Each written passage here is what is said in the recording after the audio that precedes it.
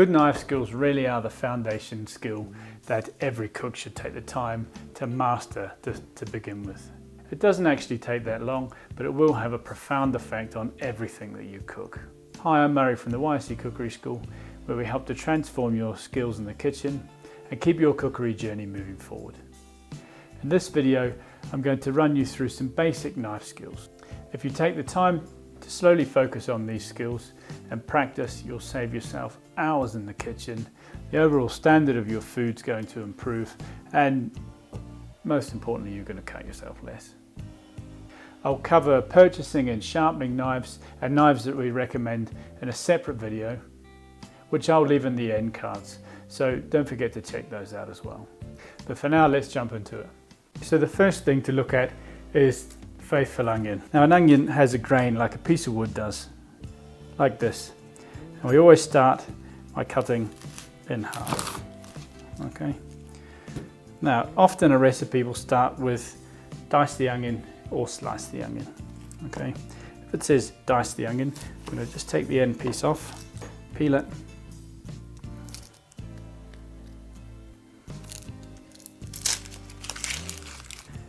and I'm going to start along with the grain. Now, this is the important part.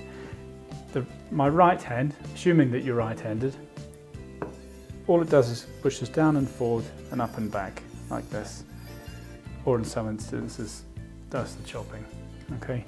My left hand, I have my 3 fingers in front, the front knuckle sticks out just to guide the knife. Okay, and my thumb is tucked right back at the back. My little finger's out of the way as well. So it's those 3 fingers and the thumb at the back that hold the food. Now, each time I take a slice, these fingers, particularly this front knuckle, are going to walk their way back a little bit at a time. And the knife always comes back to find this guiding finger. And that's the reason why this knife is so broad. Okay, it's the reason why there's a nice thick blade. It's also why I recommend knives need to be at least 8 to 10 inches. To start with, it's quite daunting. You think, actually, I'll take the smaller knife. I'm a bit scared of the bigger one, but I really urge you to stick with a bigger knife. And it becomes very obvious as soon as you start using the knife properly. So for my onion, I'm going to start like this, cutting down almost to the root, but not quite, leaving it still just slightly attached. The thing to notice is that my finger each time is just coming back.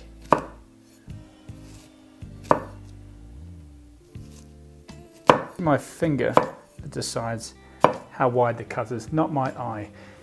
If I try and hold the onion like this, I have to guess where the slice is. Now, 2 things will happen. I'm either going to put the knife through my finger there, or my thumb will have crept around and I'll chop my thumb off like that, or the slices will be very uneven because my eye can't decide where the slice should go faster than my sort of natural reaction. It's the same thing the other way. The right hand is pushing forward and down and up and back. And each time my left hand guiding fingers comes back. Okay, rock that down like that and just finish it off. I'm just left with the root. Okay, now what that means is that these onions should be nice and uniform, which in turn means that they're all going to cook at the same rate and be ready at the same time, which is quite important when you're wetting, sauteing, etc. Now, if the recipe calls for slicing, we cut a slight angle like this. Now, look at the onion, it's shaped like this, it's curved. Okay, it's not flat, so I don't try and slice through it at 90 degrees. I'm going to start on a slight angle and we're going to cut with the grain. Okay, I'd never cut across the grain unless I was making onion rings. That's literally the only time. And the reason is I want each slice to be nice and uniform. So I'm starting like this.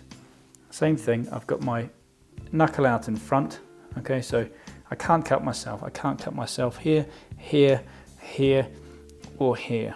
Okay, so it's just that knuckle is rubbing against the blade.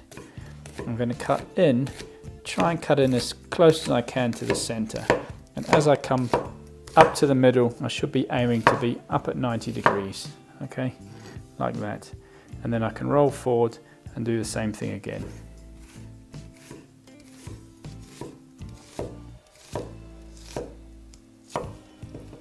The last bit's always a little bit tricky. Your onions should be a nice even size, then they'll all cook together at the same rate. Garlic. In my opinion, there's never a need for a garlic crusher. It's just one of those pieces of kit that wastes money, wastes time. You spend all day picking it out of the garlic crusher and then all night trying to clean it out after it's been in the dishwasher and cooked its way on. All you need to do is take the clove out. You've already got the dirty board, you've already got the dirty knife. This needs a small whack, like that. Comes out easily. Chop it.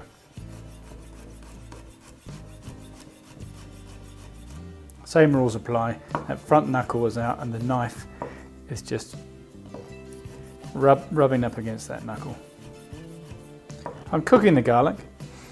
I'm not too bothered about it being too fine. If I'm putting the garlic in raw, I definitely want to make the effort to make sure that it's been crushed, because raw garlic is incredibly strong. Okay, so if I want to crush it, I'm going to use the edge of the board, the edge of the knife. I'm going to hold it like this. I'm going to put downward pressure on the back edge of the knife. I'm going to keep the sharp edge of the knife on the board so I don't cut myself, and I'm going to press down and push away from myself. I'm going to start at the front of the pile and work my way back.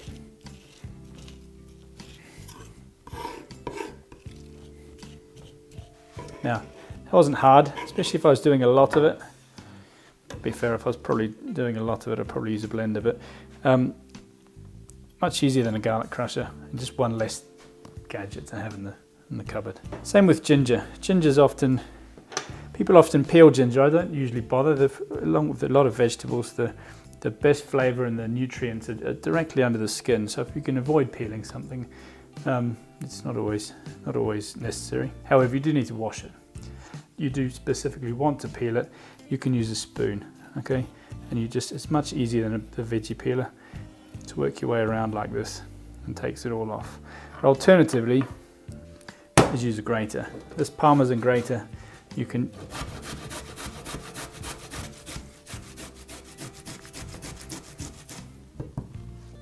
now, if you give it a good bang,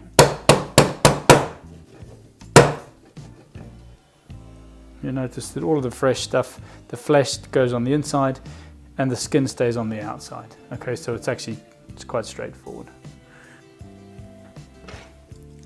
Using a carrot. Often the recipe will call for batons or julienne, the two French terms for vegetable cuts. Julienne is 4 or 5 centimeters long with and as finely as you can cut them. Matchsticks, if you like.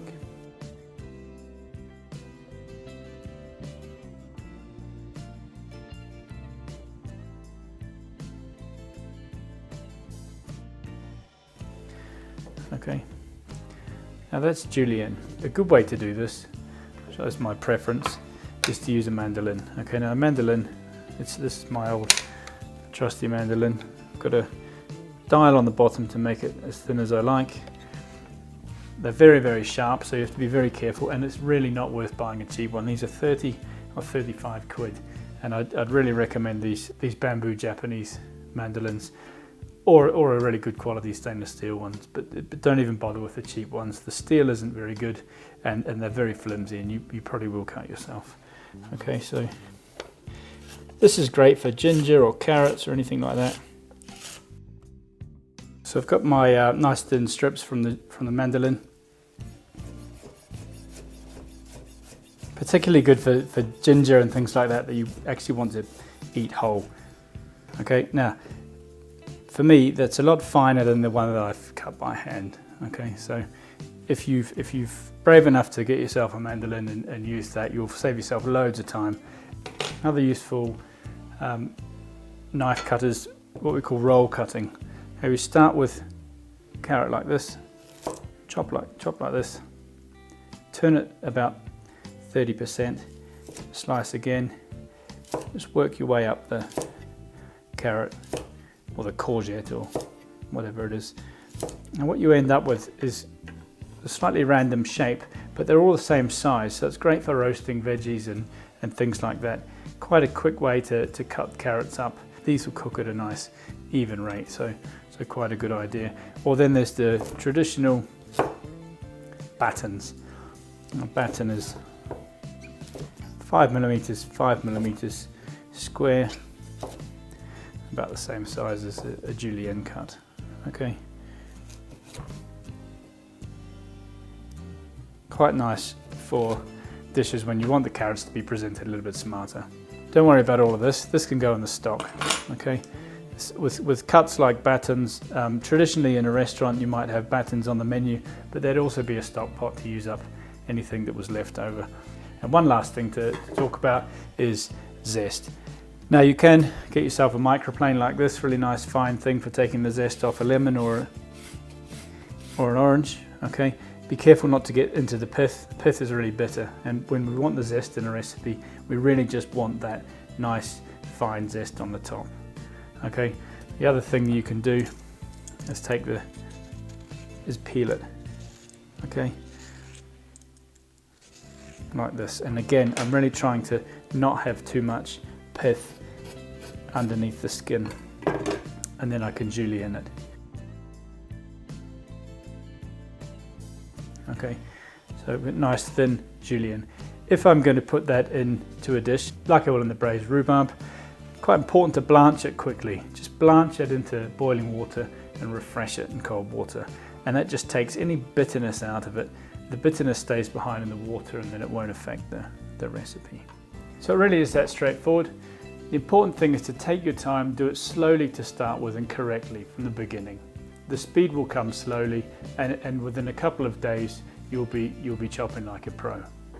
If you'd like any information on the specific knives that we recommend, that we've worked with for years, then follow the link in the description below to our page on recommended equipment and kit for the kitchen. If you've got any questions regarding this video or anything else that you've seen on our channel, feel free to leave them in the comments section. Remember to hit subscribe for our weekly clips to help transform your cooking and keep your cookery journey moving forward. Thanks for watching. See you soon.